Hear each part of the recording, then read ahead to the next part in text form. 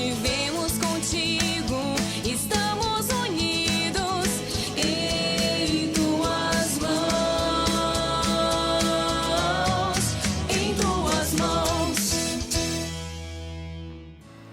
Olá, bom dia, meu irmão e minha irmã. Que alegria poder contar com a sua companhia para mais uma edição do programa Em Tuas Mãos aqui na TV Meio Norte. Dessa vez uma programação especial, porque a partir de hoje nós retomamos com o nosso conteúdo todo inédito aqui no programa Em Tuas Mãos. Rezemos para que o Senhor continue abençoando a nossa missão de levar até você um conteúdo evangelizador. Vamos juntos, para bem começar o programa de hoje, rezar esta oração. Vou cantar-vos ante os anjos, ó Senhor, e ante o vosso templo vou prostrar-me. Ó Senhor, de coração eu vos dou graças, porque ouvistes as palavras dos meus lábios.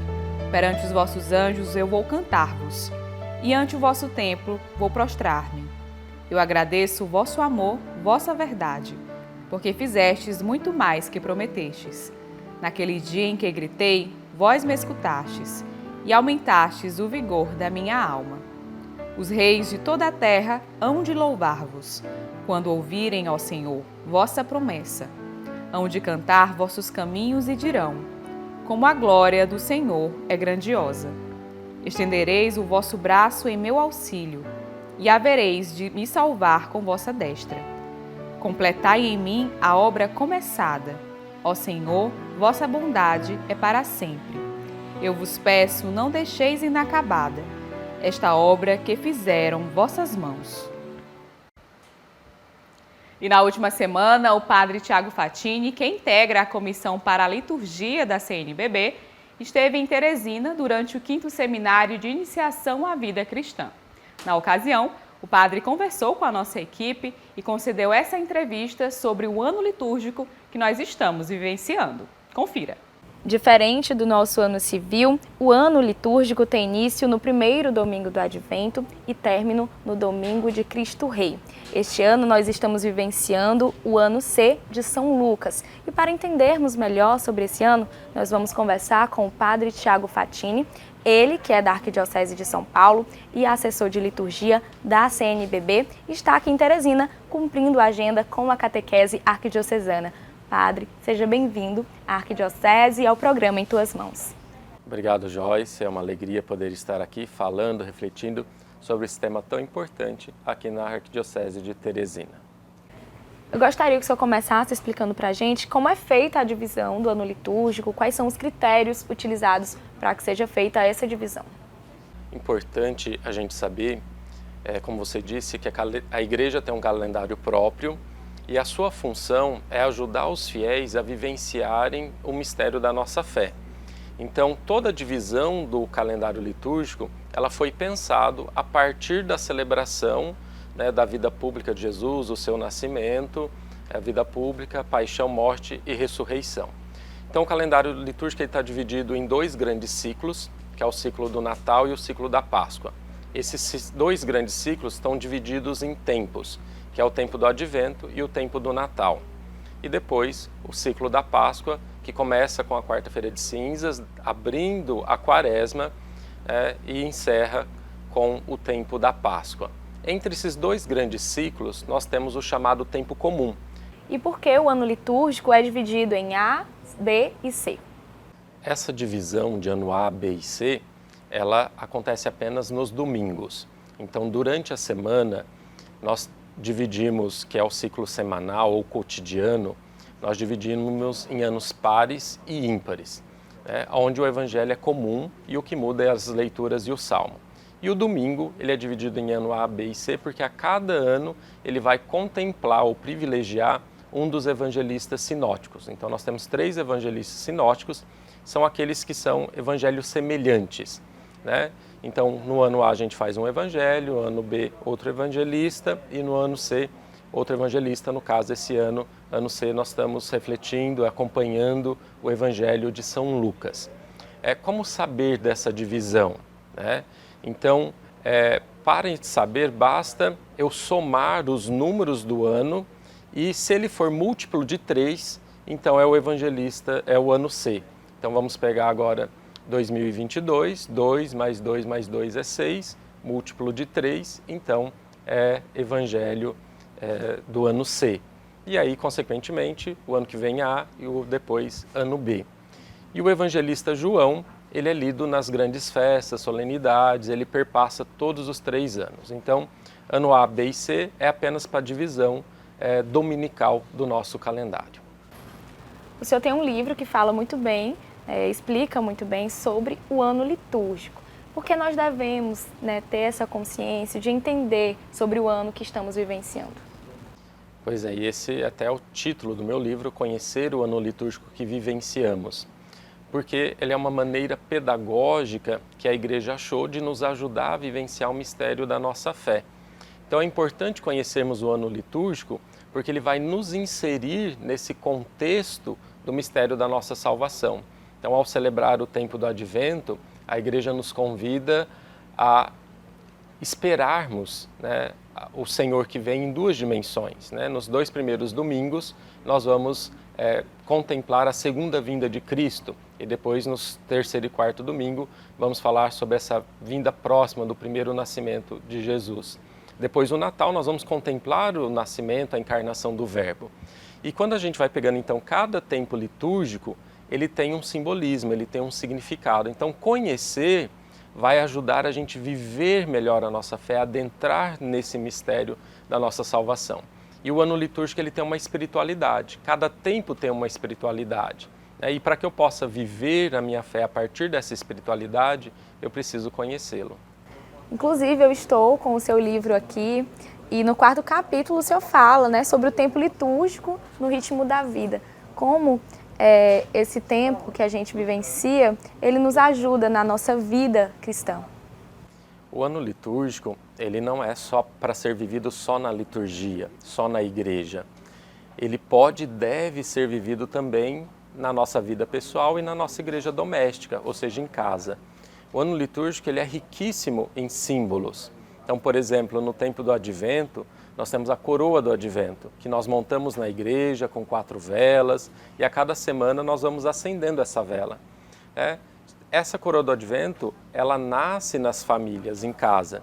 Que bom seria então, se assim como a gente monta na igreja a coroa do Advento, a gente montasse também em casa. E ir na igreja no domingo, acender a primeira vela e chegar em casa, em família, rezar, acender também a vela da coroa. E a cada semana então a gente vai preparando a nossa família. Ou então, no Natal, nós temos o costume de montar o presépio, montamos o presépio na igreja, por que não também montar em casa?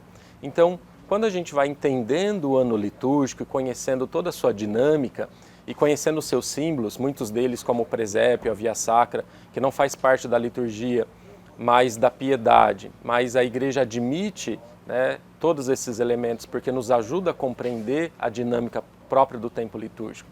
Então, conhecer o ano litúrgico me faz trazer para o meu dia a dia, para a espiritualidade, para o meu cotidiano, toda essa riqueza do mistério da paixão, morte e ressurreição do Senhor.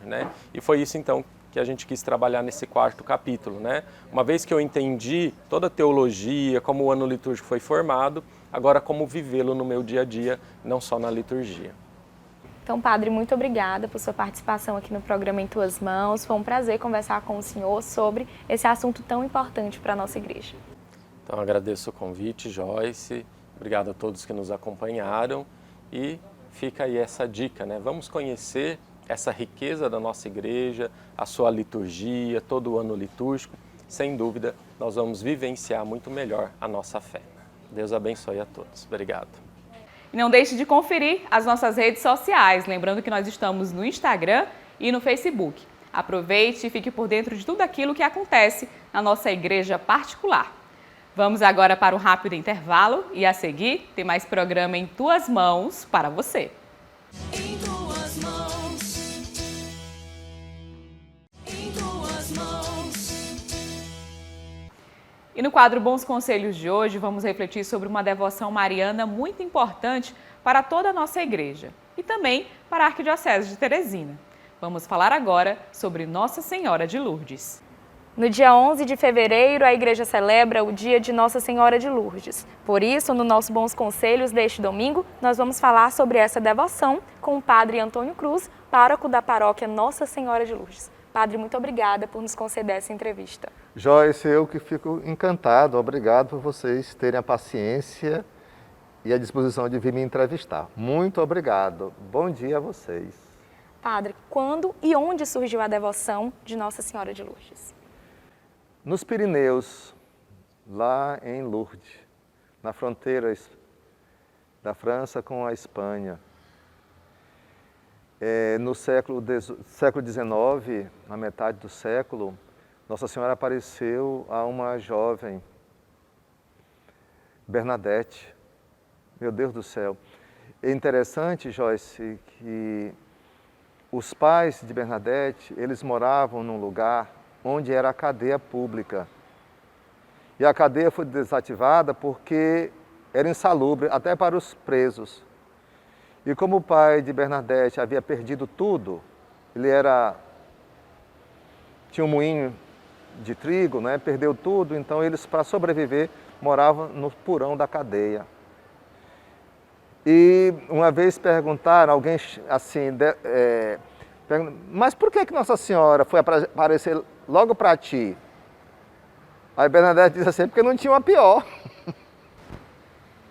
Nossa Senhora desconcerta tudo. Então, Nossa Senhora apareceu uma jovem dizendo que era a Mãe Imaculada. Impressionante.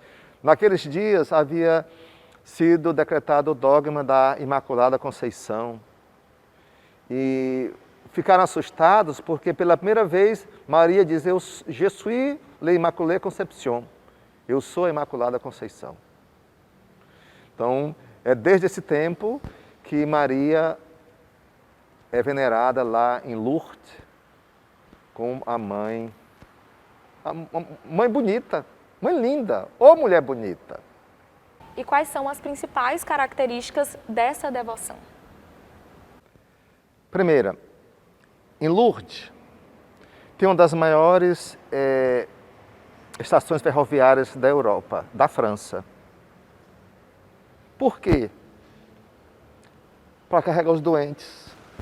Só em pensar nisso me dá uma emoção, sabe? É tanto que o dia 11 de fevereiro é o Dia Mundial dos Doentes.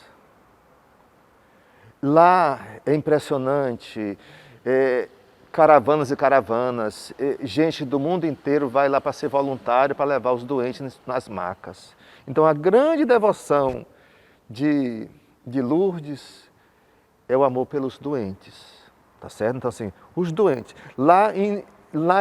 Tem uma coisa bonita lá em Lourdes que são as piscinas. As piscinas, elas nasceram da gruta que Nossa Senhora disse, cave e vai encontrar água. Então, eu já fui 2 vezes a Lourdes e lá nós passamos mais de 2 horas numa fila para poder entrar dentro da piscina e rezar o credo, né? A gente renova o batismo. E é impressionante, eu me lembro que uma vez eu estava lá com um bispo, pelo anel era um bispo, não é? E nós ficamos só com as roupas íntimas e passamos horas e horas rezando. E quando entramos lá no local, tem sempre 3 pessoas que nos ajudam, colocam um manto, a gente tira a roupa íntima, né? E mergulha. Quando sai, está seco. Sabe assim?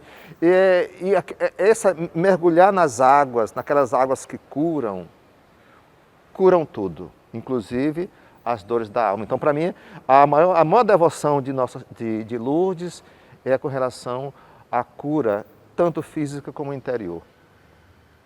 E como nós podemos celebrar da melhor forma o dia de Nossa Senhora de Lourdes? A nossa paróquia de Lourdes sempre se caracterizou pelo amor pelos idosos. Então, como celebrar essa devoção e no dia 11 cuidar dos feridos, cuidar daqueles que tem a alma traspassada pela dor. É tanto que o nosso festejo se inicia no dia de Nossa Senhora das Candeias, no dia de Nossa Senhora da Luz, no dia de Nossa Senhora da Apresentação, Nossa Senhora da Purificação. E o texto é muito claro quando Simeão diz assim: quanto a ti, uma espada de dor atravessará a tua alma, para que sejam revelados os segredos de muitos corações. Então, como viver essa devoção? Ficando perto de quem tem razões para chorar. Então, na nossa paróquia, ela é uma paróquia que se caracteriza muito assim pela acolhida, por estar presente na hora da dor. Porque dor todo mundo sente. E nós estamos saindo de uma pandemia onde famílias foram traspassadas pela lança, pela espada. E então queremos dizer que Maria também se faz presente. Ela é Nossa Senhora da Luz, da Purificação, mas também é Nossa Senhora das Dores. Nossa Senhora de Lourdes, que está perto de quem tem razões para chorar. E como nós podemos tomar esse exemplo de Nossa Senhora de Lourdes e ajudar o próximo a suportar essa dor? Joyce, escute, porque quando se está com dor, se imagina que eu seja a única pessoa a ter dor no mundo. E quando eu me sinto só, complica a vida, porque me sinto abandonado.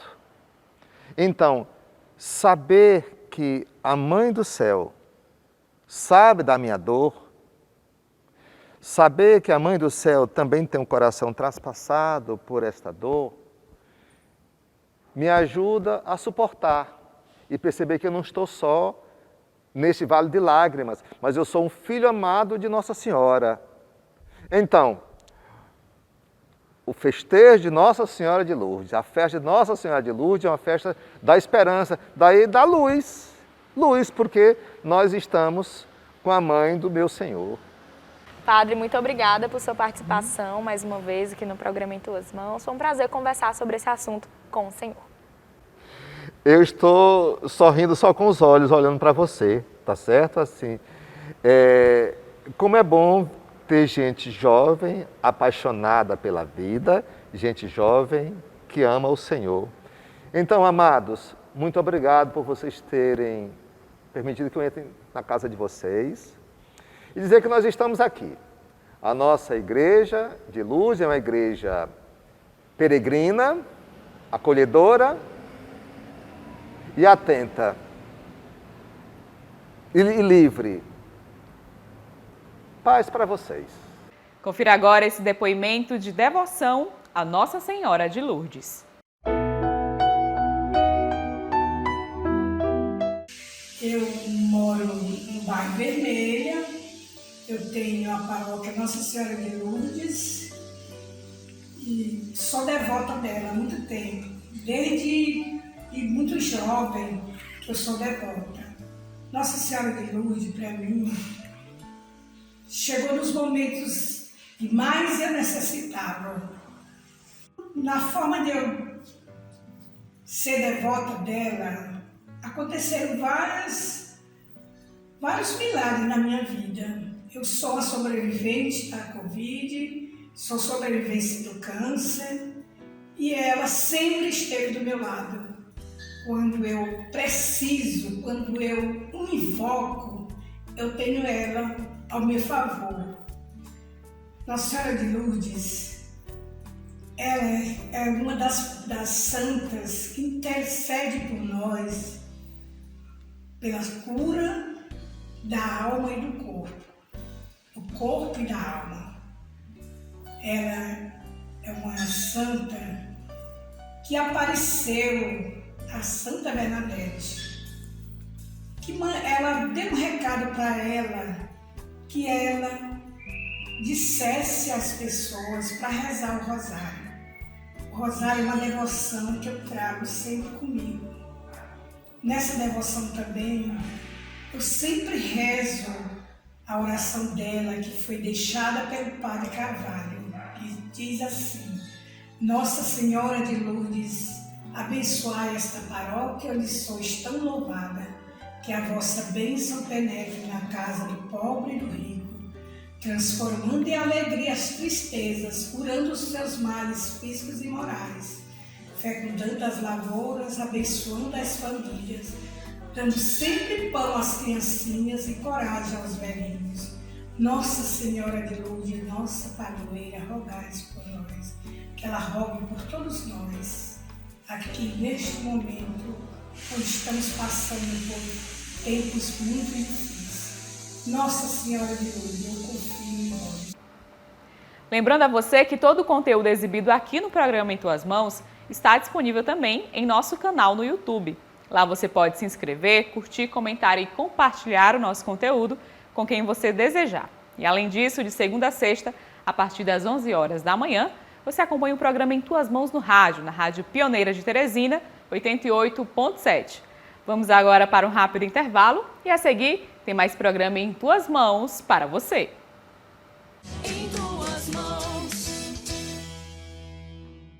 Em tuas mãos.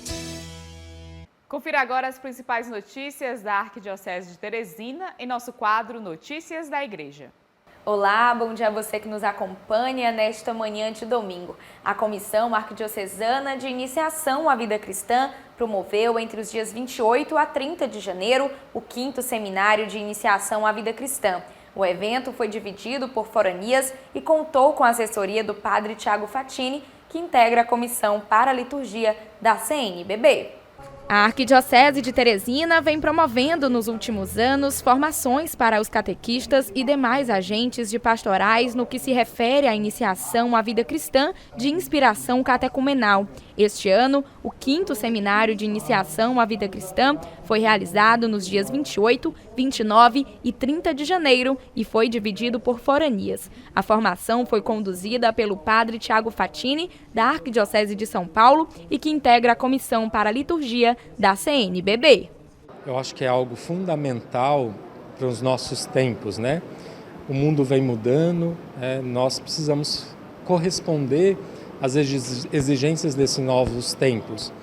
O Papa Francisco mesmo instituiu há alguns meses o Ministério do Catequista, indicando que para transmitir a fé não basta boa vontade, é preciso ter conhecimento, é preciso ter fundamento.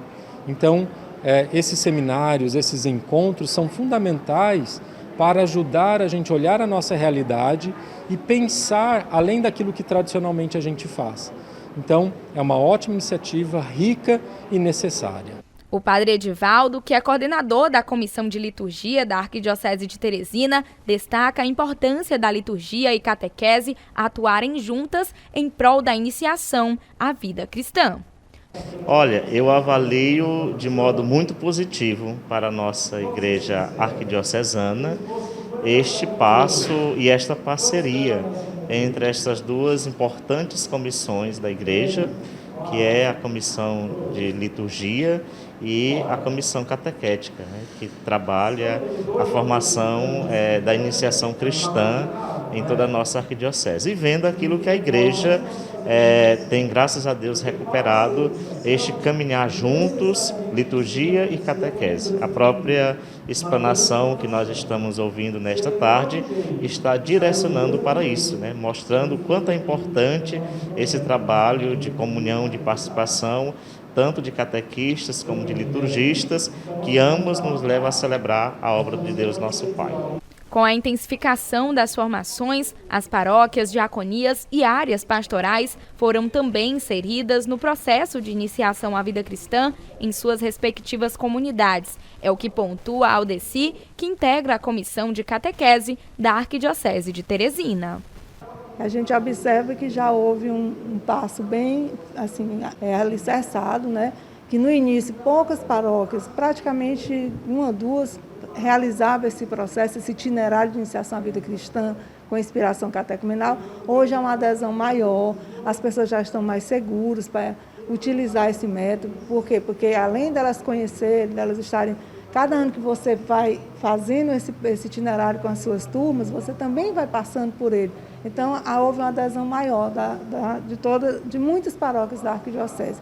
Mas a gente, quando faz esse seminário, a gente também busca a unidade, para que todos nós possamos fazer juntos, e atuar na sinodalidade. Para Marli Gondim, que faz parte da Pastoral do Batismo da Paróquia Nossa Senhora de Fátima, este seminário é relevante justamente por proporcionar uma integração entre as pastorais responsáveis pela iniciação à vida cristã. Olha, um evento desse é de suma importância, até porque ele está relacionando a liturgia como base da catequese. A catequese a partir do rito. Então, ele está explicando a importância, por exemplo, da simbologia da nossa liturgia, essa simbologia que tem que ser compreendida para uma iniciação à vida cristã. A gente tem que compreender o que está celebrando, aqueles símbolos, não é? As cores, os cantos, a gente deve compreender para que a gente tenha uma iniciação cristã de fato concreta e fundamentada. O padre Tiago destaca ainda que todo cristão tem como missão transmitir a fé e que a responsabilidade da iniciação à vida cristã é de toda a igreja.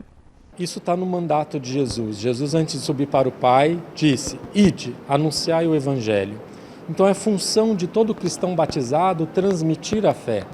E a iniciação à vida cristã é um modo por excelência que nós temos de transmitir toda essa riqueza na nossa fé nesse Deus que deu a vida por nós, nesse Cristo, né, que deu a vida na sua paixão, morte e ressurreição. E aí, dentro da iniciação, nós temos algo muito amplo, onde toda a igreja é responsável pela iniciação. Tanto é que as diretrizes gerais da ação evangelizadora da igreja, até 2019, trazia como uma das urgências Igreja Casa da Iniciação, querendo dizer que todos nós, batizados, somos responsáveis de transmitir a fé.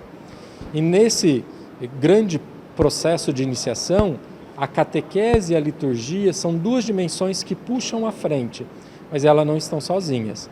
Então, a pastoral familiar, grupo de jovens, todas as comunidades, todos os movimentos são convidados a se unirem nesse processo. E então, quando a gente vai pegar a etimologia da palavra iniciação, o conceito, né, a gente entende essa dinâmica e acaba corresponsabilizando todo mundo. No último domingo, dia 30 de janeiro, a Arquidiocese de Teresina instalou a Diaconia Territorial São Lourenço no residencial Eduardo Costa, na zona sul da capital, com celebração presidida por Dom Jacinto Brito. Confira agora nesta matéria de Gleison Costa.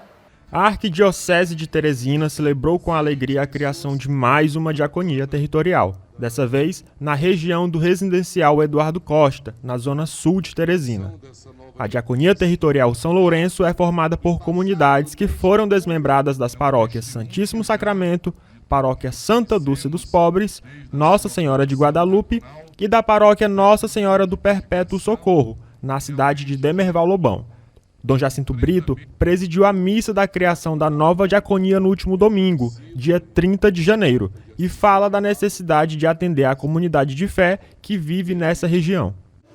Olha, hoje para nós é um dia marcante na vida da nossa arquidiocese, porque estamos dando mais um passo em direção à periferia da nossa cidade.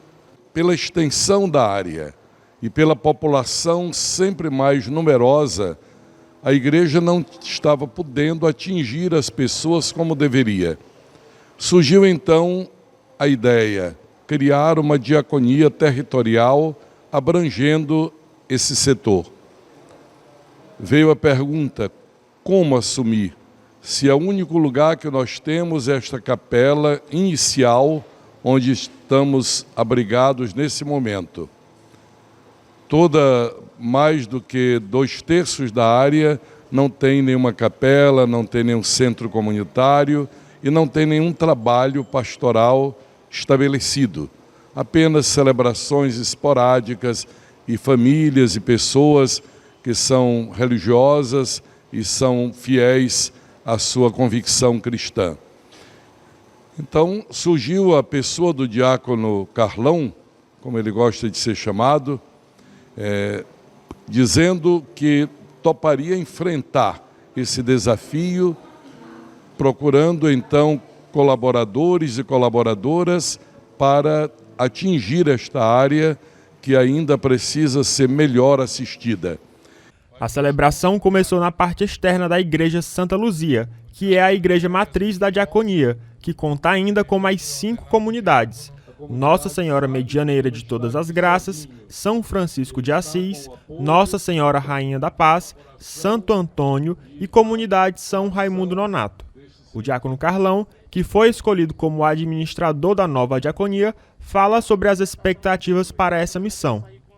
É louvável, é um dia ímpar, é um dia pelo qual nosso coração explode em saber que é mais um povo assistido, é mais um povo que vai ter a graça, né, de ter celebrações constantemente, é mais um povo saber que não vai mais reclamar, porque os seus pastores não estão presentes. Não, a arquidiocese preocupada com esse povo, hoje nos dá a graça de constituir, né, a diaconia de São Lourenço. Eu espero corresponder, né, tudo aquilo que o meu bispo tem pedido, né? Carinho com o povo, paciência, calma. E aquilo que você, na sua limitação, né, puder fazer, né? Porque somos limitados, né? Nós só vamos até onde o Espírito Santo, ele nos deixa, né, a regra. Até onde o Espírito Santo comanda é onde nós vamos. Os fiéis que já faziam parte das comunidades falam da alegria pela criação da diaconia. Para nós hoje, que estamos desde o início, a gente está assim, muito emocionado, muito agradecida ao Senhor, porque é um momento que a gente está vendo o crescimento da obra de Deus. É Deus que faz acontecer e Deus que faz tudo aumentar, né, os frutos, né, que são colocados desde o início. Então, os frutos de um crescimento de evangelização, é isso que a gente vê, pessoas novas servindo, e é isso que alegra o coração da gente, né, ver o crescimento da obra de Deus. Meu nome é Felipe de Souza, faço parte dessa comunidade Santa Luzia, e a minha expectativa é que a gente vai, a partir de agora, assumir cada vez mais a nossa missão como cristãos, né, disseminando mais ainda a palavra de Deus por aqueles lugares onde a gente não conseguia, devido à grande demanda que tinha nas paróquias anteriores, né? E agora, com a diaconia, nós vamos conseguir trazer Jesus Cristo para os lugares onde mais precisa. Durante a celebração, houve a leitura do decreto de criação da diaconia, a apresentação do administrador, diácono Carlão, e do diácono Enéas Areia Leão, que será ordenado presbítero no mês de março e também dará assistência à diaconia São Lourenço. Dom Jacinto explica ainda a razão da escolha de São Lourenço como patrono desta diaconia. Diácono São Lourenço, que é um diácono mártir do início da igreja, dos anos 200 e pouco, quando ele estava com o seu bispo, São Sisto, e teve então que apresentar o tesouro da igreja que ele cuidava, que eram os pobres, e o Império Romano, na pessoa dos seus representantes, cheios de ódio, porque imaginavam que a igreja tinha tesouros de ouro e tudo, o condenaram à morte, uma morte cruel. Ele foi assado em cima de uma grelha, por isso que ele é representado assim. Então nós começamos a ter a valentia de um membro da igreja que desde os primeiros séculos mostrou que a fé é superior à dor, superior às chamas, superior ao poder do mundo. E é com essa expectativa e essa alegria esperançosa que nós estamos iniciando, com a finalidade de dar a essa região uma melhor assistência religiosa. Por conta de uma forte chuva, o local da missa teve que ser rapidamente alterado. A celebração continuou dentro da igreja, que ainda está em construção. Do dia 1º ao dia 4 deste mês, os seminaristas da Arquidiocese de Teresina se reuniram para vivenciar momentos de convivência em preparação para o início do ano letivo. Os dias de convivência foram realizados no Centro de Treinamento Padre Tony Batista, onde aconteceram diversos momentos de conhecimento, espiritualidade e lazer. O reitor do seminário propedêutico, que estava acompanhando de forma mais participativa, explica melhor sobre o que esse momento de interação entre os seminaristas significa. Então, é uma prática da Arquidiocese de Teresina nos últimos anos. Sempre no início do semestre, a gente se reunir, né, com os seminaristas, juntamente com os formadores, o Dom Jacinto, nosso arcebispo, para esse tempo de convivência, né? Foi iniciado no dia 1º, terça-feira, e irá se prolongar até amanhã, dia 4. E nesse momento é de descontração, de integração entre os seminaristas, reitores e também de formação, né? Um momento em que é apresentado um pouco da história da Arquidiocese de Teresina, e outros assuntos que vão ajudando, né, na questão do crescimento, do amadurecimento espiritual, intelectual da parte dos seminaristas. Participaram do momento de convivência todos os seminaristas da Arquidiocese de Teresina, incluindo os 10 novos estudantes que agora integram o grupo formativo. O Elton, que é um dos novos integrantes, fala sobre as expectativas para vivenciar o seu primeiro ano no seminário. Então, as expectativas para esse ano são as melhores, muito positivas. E ainda mais participando desse momento de convivência, 3 dias juntos, os seminaristas da Arquidiocese de todas as casas, nós acabamos criando um laço afetivo e isso ajuda muito a que a gente concretize a nossa entrega fiel a Deus, já que por meio dos nossos irmãos, a gente encontra a força desse ministério sacerdotal. Eu acho muito importante esses momentos, espiritualidade, de lazer, e isso já está sendo como que um prefácio, né, para todo esse ano de 2022, que com a graça de Deus nós teremos um ótimo discernimento vocacional. Já Eurípedes, que é veterano e oriundo à vocação adulta, vivenciou em 2021 seu primeiro ano no seminário. Ele revela o que espera vivenciar e aprender em mais um período de formação. E esse ano é um ano além do primeiro, que foi também um pouco de uma expectativa de como seria, esse já é uma confirmação do que aconteceu ano passado, e esse é só para dar continuidade e adentrar mais profundamente no conhecimento, no serviço, né, a Deus. Então esse ano da teologia vai ser um ano, uma expectativa de novos conhecimentos e aprofundamento do que eu já possuo, né? Ele conta também sobre a importância desse momento de convivência entre os seminaristas.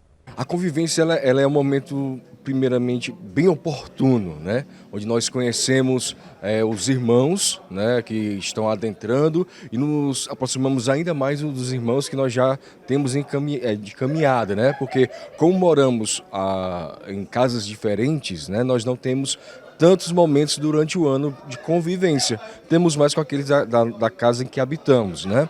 Mas esses momentos, e principalmente esse de início, né, é onde nós aumentamos ainda mais a fraternidade arquidiocesana, que é muito importante para esse longo caminho de seminário, onde nós vamos precisar ter forças juntamente com os irmãos, né? Um apoiando o outro, e esse momento de convivência é justamente para isso. O momento de convivência é vivenciado pelos seminaristas, juntamente com os reitores dos seminários e o arcebispo de Teresina, para que eles tenham uma relação mais próxima, com mais confiança e mais ganho de aprendizado. Dom Jacinto fala sobre os benefícios desses momentos antes do início do ano letivo. Olha, essa experiência de uma convivência 3 dias antes de começar as atividades acadêmicas e formativas propriamente do seminário e do ICESP, tem se mostrado altamente benéficas. Nós tivemos essa ideia com os formadores há uns 4 anos atrás. Já estivemos na Serra do Ceará 2 vezes, já tivemos em um sítio que uma família emprestou, e estamos agora aqui, um espaço nosso, o nosso centro Padre Toninho Batista, que é o nosso centro de treinamento. Então, eles estão se sentindo assim como irmãos, que uns que se reencontram e outros que vão se conhecendo. Nós temos 12 que estão entrando agora, uns já estão formados em Direito, em Fisioterapia, outros terminaram o 2º grau, e já estavam trabalhando, etc., ou só estudando, e ingressam este ano. Então, esses momentos de oração, de palestras, de jogos, de piscina, uma piscina interna que nós temos aqui, bem simples, e também os momentos de refeição, são momentos muito propícios para o entrosamento. A conversa, a brincadeira de jovens, isso os deixa à vontade, que estão voltando de casa, a família, né, saudosos da família, como é natural. Então dá a ideia, eu não estou caindo num deserto, eu estou entrando numa comunidade de irmãos. Os formadores e eu no meio deles, assim como irmãos mais velhos, ou pai ou avô, como queira, a gente está no meio deles assim, brincando com um, com outro, participando das coisas. Isso nos traz também uma alegria, porque quem como eu já tem 50 anos de sacerdócio, olhando 52 rapazes inteligentes, que têm um futuro na frente, responderem a Deus com o seu sim para o sacerdócio, é animador. A gente se sente feliz, se sente realizado de ver que aquilo que você entregou à vida e o seu ideal é partilhado por tantos outros. Após esses 3 dias de convivência, os seminaristas estão preparados para começar oficialmente o ano letivo nos seus respectivos seminários de formação. No último sábado, dia 5, a Arquidiocese de Teresina promoveu a formação arquidiocesana da campanha da Fraternidade 2022, que traz como tema Fraternidade e Educação e lema Fala com sabedoria, ensina com amor. O momento foi realizado das 8 horas da manhã até o meio-dia no auditório da Ação Social Arquidiocesana ASA, localizado no Centro Pastoral Paulo VI. E essas foram as notícias da Arquidiocese de Teresina desta semana para você. E para mais informações, você pode acessar o site da Arquidiocese. O endereço aparece agora no seu vídeo. Vamos para um rápido intervalo e a seguir você confere o quadro Dicas da Fé. Em tuas mãos. Venha conhecer as novas instalações da Livraria Nova Aliança, que está com estrutura renovada para te receber. Aqui você encontra livros, imagens, artigos religiosos, arte sacra, objetos litúrgicos e muito mais. Localizada na Rua Olavo Bilac, 1259, no centro, telefone 3221-6793.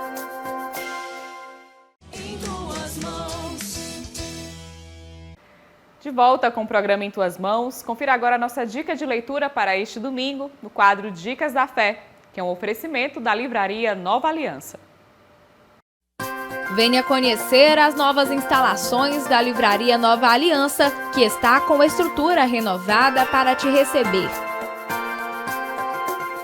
Aqui você encontra livros, imagens, artigos religiosos, arte sacra, objetos litúrgicos e muito mais. Localizada na Rua Olavo Bilac, 1259, no centro, telefone 3221-6793.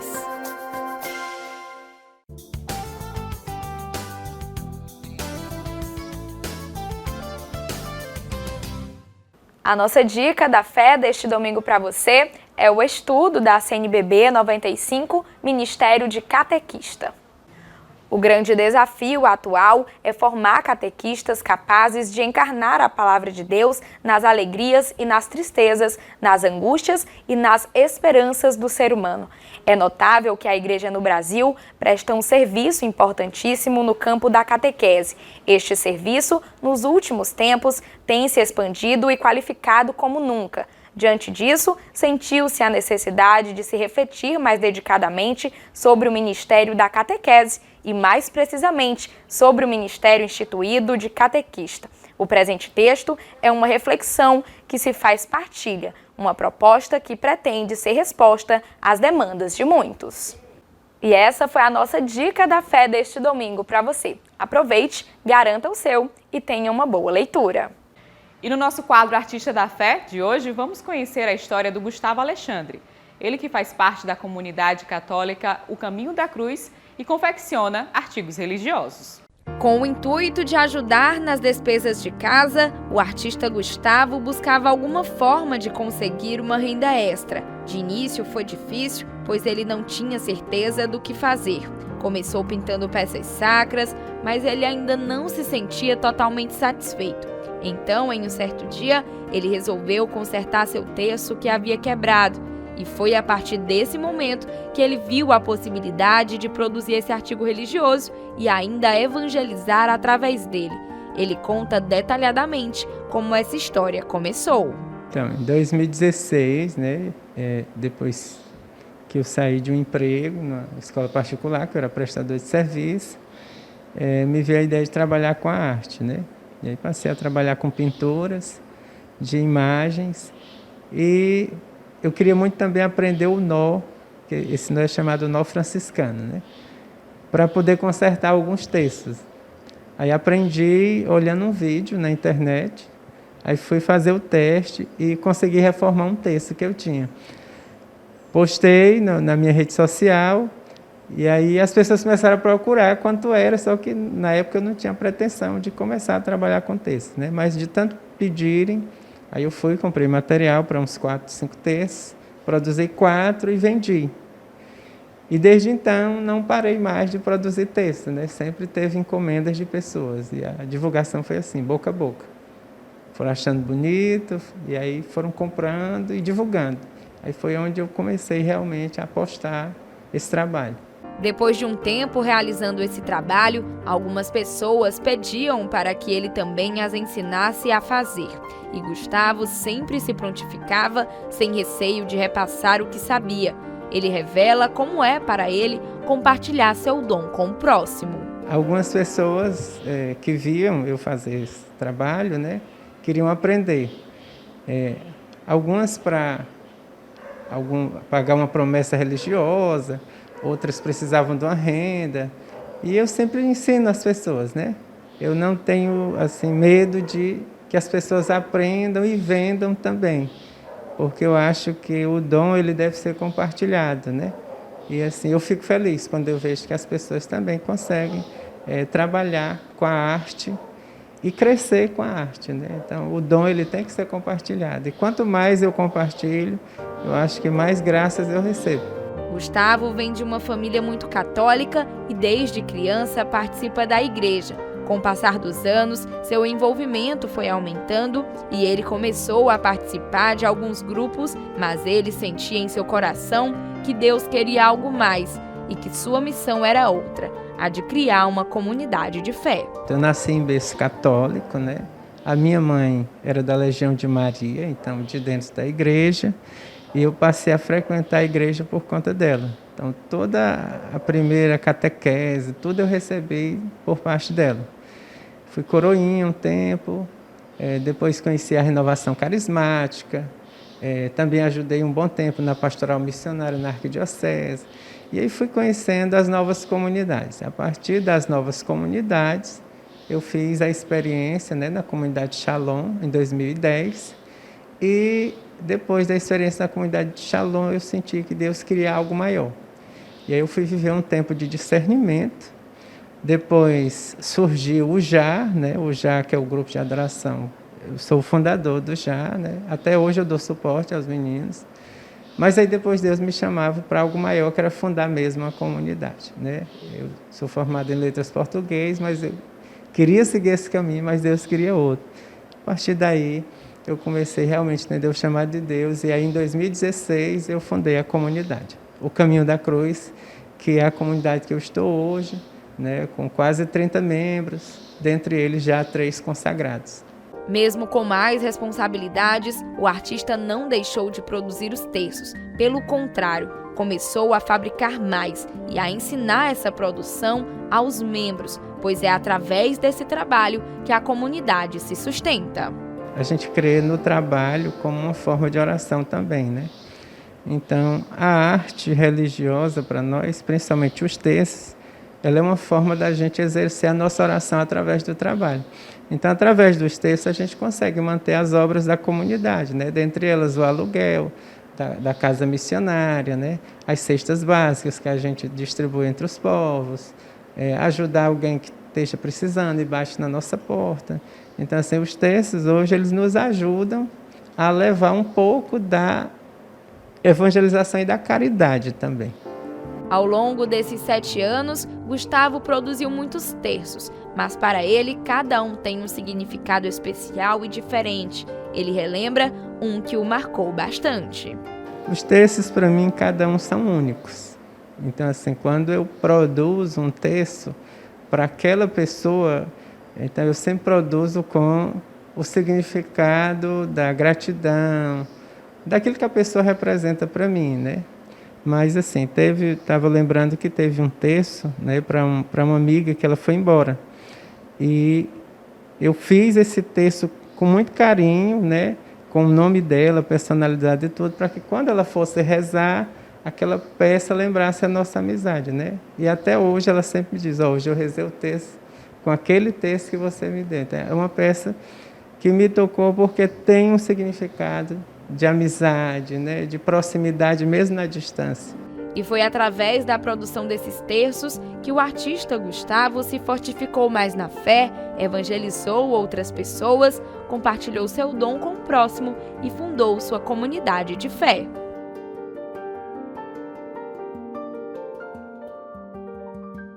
Confira agora o quadro Palavra do Pastor para este domingo.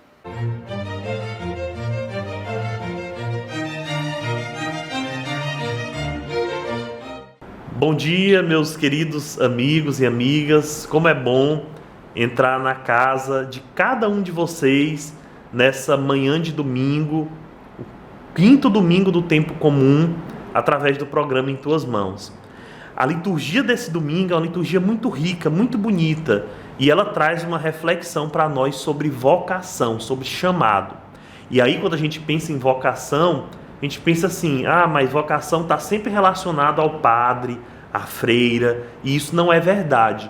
Todos nós somos vocacionados, todos nós recebemos um chamado e recebemos uma missão de Deus. Só precisa a gente discernir e compreender qual é esse chamado que Deus está me propondo.